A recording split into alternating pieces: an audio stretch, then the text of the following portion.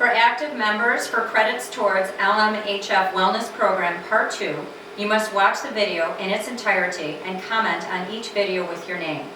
Once confirmed by LMHF, your comments and name will promptly be removed.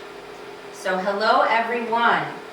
Today we're going to be talking about Beyond the Label, so label reading. My name is Kelly Cardamone. My background briefly is I'm a registered dietitian. I am a certified exercise physiologist. I'm also a certified diabetes care and education specialist, a certified wellness coach, as well as an integrative and functional nutrition certified practitioner. I have been in the field for over 25 years and I am currently working on my doctorate in clinical nutrition. So a lot of information to share, but I'm going to try to really keep it to the basics as to what is really important. So is this how you feel when reading food labels? It can be very confusing. And a lot of it is, I think, we don't know what to look for on the food label, and you don't know what really to look for what's important. So a couple of things to keep in mind as I'm going through this presentation is each and every one of you are going to be looking at the food labels a little differently based on your health concerns. Do you have diabetes? Do you have food allergies? Do you have high blood pressure, high cholesterol?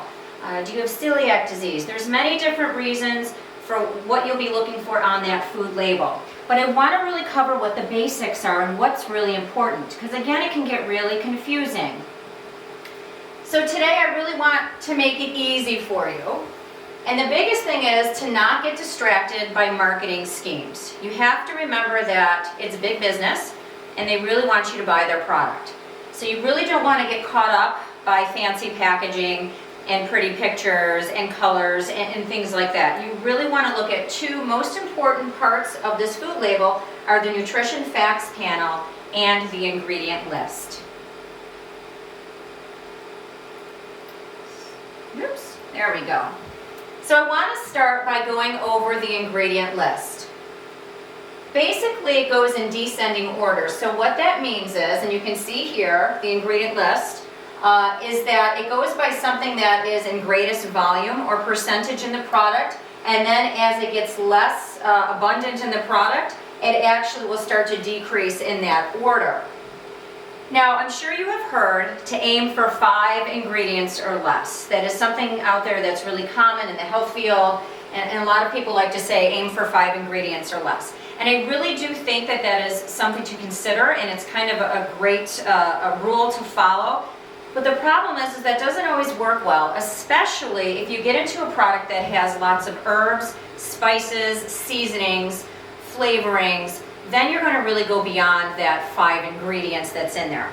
What I like to recommend people to do is look for ingredients that you can actually pronounce and that you know what they are. So be aware of, and I just want to show you one here, which I'll get to in a minute. We're going to talk about different names for sugar, different things that you need to look for on that label, because I think a lot of us are looking at sugar content and it's not just going to say flat out sugar in the ingredient list. But I will get to that in just a few minutes. So you've got this up here with lots of ingredients, and a lot of those things you cannot pronounce. And then you look down here. This is a cereal that I actually really like because it's made with chickpeas, but it's a high protein, lower carb, higher fiber cereal. But this is just an example, this is it for ingredients. That is all that's in this cereal. So these ingredients compared to this. So if you had the choice of which one you would purchase, or which looks more appealing, most people would be drawn towards this because it's things that you can pronounce and you actually know what chickpeas, pea protein, tapioca is, and salt. So again, that ingredient list, what's most abundant to what's least abundant in the product, and look for things that you can pronounce. So looking at these ingredient lists, so which has sugar as the main ingredient? I want to show you the first one. It has wheat flour, whole oat flour, corn syrup, sugar, soybean, and palm oil. And by the way, you can pronounce all those and probably know what those are. In most all of these, I try to pick ingredient lists that you actually can identify what the products are, or the ingredients are. But if you look here, the first one is wheat flour. In this one, sugar is the first ingredient, and this one down here is water. So out of these labels, that second label is going to have sugar as the most abundant ingredient, or the most prominent ingredient in that product. So if you are somebody that has diabetes, pre-diabetes, high triglycerides, you are looking to eat lower sugar or choose lower sugar products, this would not be perhaps the first choice for you. But I'm going to delve into how you look at the nutrition facts panel and really read that label a little bit more in detail in just a minute. So, as I had stated previously, I really want to show you different names for sugar. Unfortunately, sugar, fat, and salt are things that they tend to put in products because they taste good. And those are the things that I call them the three evils, but those are the things that make food products taste really good and makes you more drawn to a product, or they become a little bit more addicting, let's say. As you can see and hear this product, there's sugar, brown sugar syrup, corn syrup, modified starch, molasses, honey, all different ways to talk about sugar or to show that sugar's in that product. Now if you look here, there's a whole list. You've got agave nectar, barley malt syrup, you've got dextrin, fructose, glucose, lactulose, malt syrup, maple syrup, sucrose. The bottom line is, by the way, if you are looking to reduce sugar consumption in your diet, your body does not really know the difference between something that's a little bit more of a natural sugar, like honey, even though it has antimicrobial benefits as well as more vitamins and minerals than regular table sugar. The bottom line is that if you're looking to reduce sugar in your diet, your body does not know the difference between honey and table sugar. And I'll talk a little bit more about natural sugar in just a bit as well. So I want to show you this because this is really important, and we've come a long way in the past 5 to 10 years, is that ingredient statement and allergen labeling. 8 allergens must be identified on that food label. They have to be identified. You have eggs, milk, wheat, soy, peanuts, types of tree nuts, fish, and shellfish. So they have to be put on that label. But I want to show you there's 2 different ways to list them. So if you or somebody for yourself or your family has to look for these allergens, you have to make sure you know that they can be listed 2 different ways on there. Now some food labels, by the way, they'll put this right on there. They'll list and make it really large and apparent that a food doesn't have some of these ingredients because they know as well that people are looking to avoid those certain products. So there's a couple ways to do this. One is within the ingredient list. So if you're looking at this first ingredient list here, you can see that it shows you liquid albumin and it shows you egg. Egg is in parentheses. Pie crust, the flour has, it's wheat flour that's in there. So this is how they are identifying, because if you remember back from this label here, from this here is showing you those are the main allergens. So wheat is one of them, eggs is one of them. So they can either put it in here in the, they can put it here within parentheses, or they can also use they can contain a statement. Contains wheat, egg, milk, and may contain pecans. And if you look here, this is basically the same ingredient list, but there are 2 different ways for them to put in that there's an allergen in there. So you don't always want to necessarily just look here. I think a lot of people look where that it says contains. You really have to look in the ingredient list. That's why I said the 2 most important things are the label and the ingredient list, and you'll see it in parentheses and they will actually identify those allergens for you. So I want to talk a little bit about the actual nutrition facts panel. And if you have a piece of paper and a pen, I would have that nearby, because you might want to jot down some notes with reading the label. So this is the new food label that has come out. If you remember the older label, I'll kind of show you what the changes are. We'll talk about them. But they tried to make it more user-friendly. And there's a couple things that were changed. One of the really important things is that the serving size is in a larger, bolder type. So I want you to think back if you've ever bought a cookie and you were thinking this large cookie and it looks, on the back it says 120 calories. And you were under the impression that the entire cookie was 120 calories, or it actually said serving size in lesser, it wasn't bolded, smaller print, a quarter of a cookie. So it was 4 times that amount of calories and 4 times the amount of fat and sugar. So this here is showing you 2/3 of a cup. And to note on that, some serving sizes were updated. Ice cream is one of them. Ice cream used to be a 1/2 cup of ice cream. The updated serving size is 2/3 of a cup. And you'll, again, start to look at your food labels and notice those changes in serving size. They didn't change serving sizes for every food out there, but they did it for certain foods that were more typical serving sizes for Americans. Now, portion size is different than serving size. Portion size is what you decide to serve yourself. A serving size is standard in the industry. So when they get to comparing foods that are 25% less sodium, what it is that it may be less sodium, even though it is still considered high sodium, but it is less sodium than compared to another food that is a comparable food, like soups, for instance. So it's comparing apples to apples. So what they did is they came up with these, these serving sizes so that across the board they can compare foods as well. So serving size is in larger, bolder type, and so is calories in larger, bolder type as well. And this is something you should look for, regardless of what you're choosing to look elsewhere, which we'll talk about. You really want to also pay attention to the calories. So now if you get to, and then I'll go back into here, I just want to show you some other updated things, is that the updated daily values, some of them were updated as well. And by the way, percent daily value, and it always has this little statement, the footnote on the bottom, is that it really is based on about a 2,000 calorie diet, and that's how they came up with these percent daily values. I will share that most Americans, I've been doing nutrition counseling for over a decade, most of my patients do not need 2,000 calories, not even close to it. If you look at statistics, 2/3 of the population is 2/3 of the population is overweight or obese. And so to say that it's based on a 2,000 calorie diet, most of those individuals do not need 2,000 calories. But that is how they really look at this percent daily value.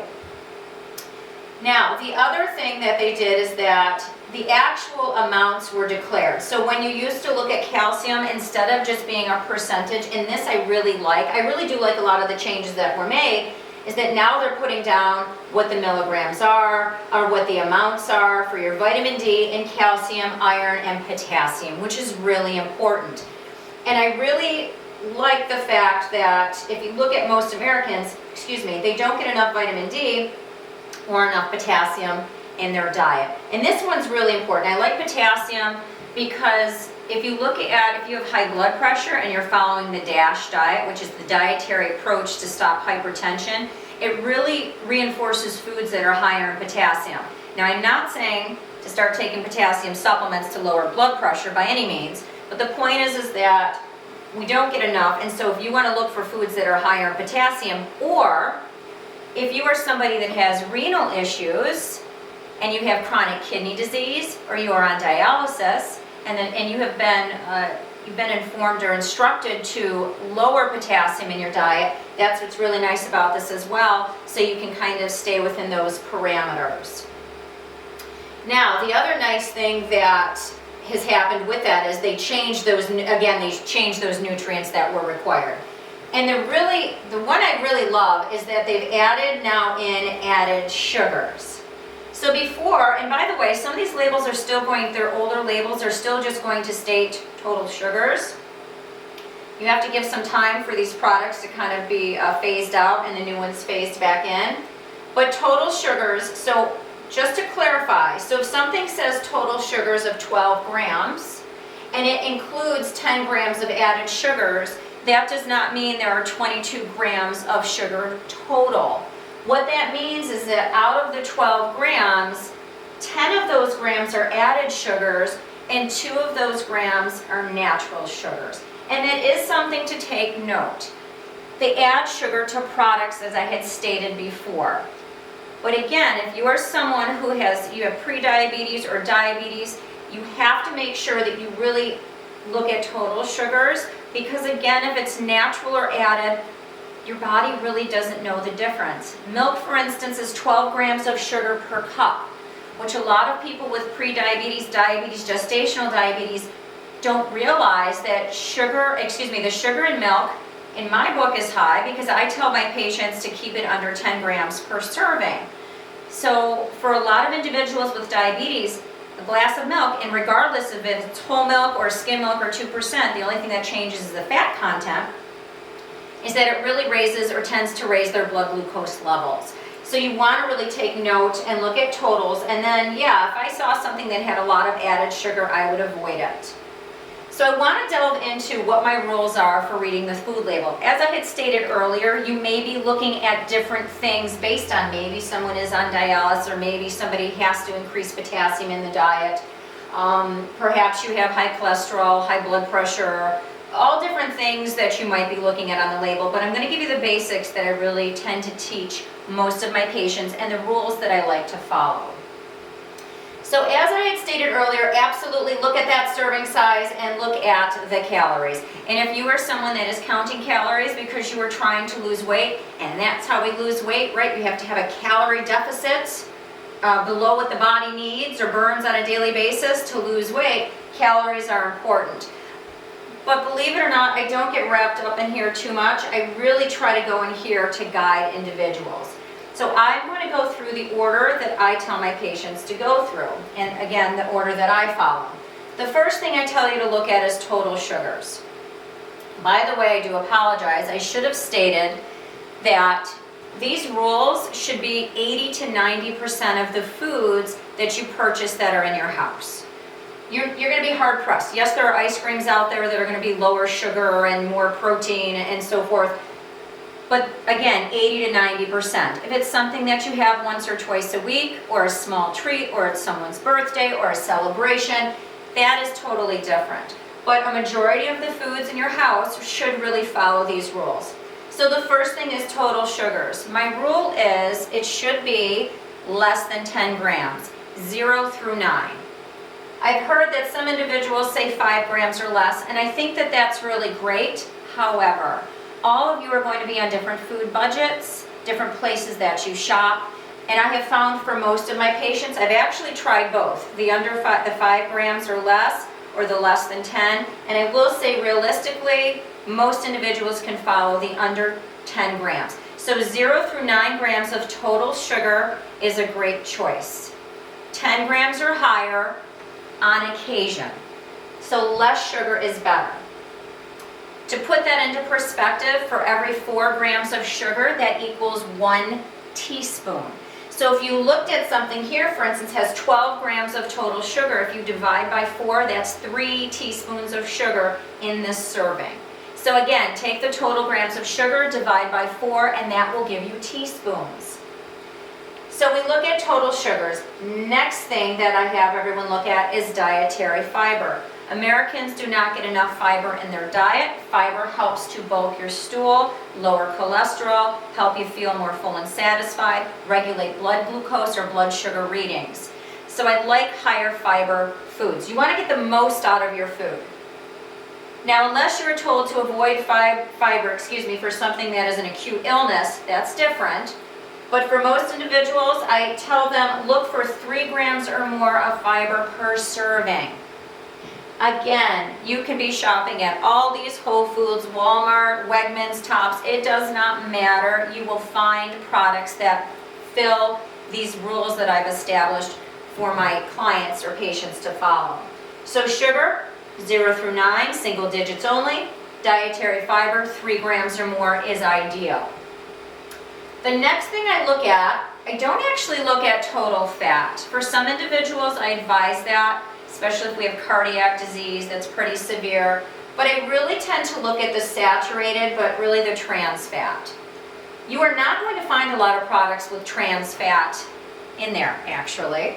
So you want to look for 0, because it really is deemed as unhealthy, and so most companies have tried to remove the trans fats as much as they can from their products. But just keep in mind that if it's under a gram, they actually can say that it's 0 grams of trans fat. So if it's a half a gram or so, they can put down that it's 0 grams of trans fat. So that you want 0. The next thing I would tell you to look at is saturated fat. For the general population, I tell everyone to look for 5 grams or less. If I have a patient who has, or a client who has high cholesterol, heart disease, I really have them look for 3.5 grams or less. And the things that are really going to have a lot of saturated fat are going to be things like baked goods, cookies, croissants, even looking at, so your snacky kind of food, anything with chocolate in it, anything with cheese in it is going to have more of that saturated fat. And Americans unfortunately eat too much of that. So my rule is, generally speaking, 5 grams or less, but if you really want to tighten that up a little bit more, 3.5 grams or less. Cholesterol, don't even bother looking for that on the food label. A lot of times people, they have high cholesterol and they look at the cholesterol level. And that really doesn't do much or really impact your cholesterol that much. Potato chips, for instance, will say 0 grams of cholesterol.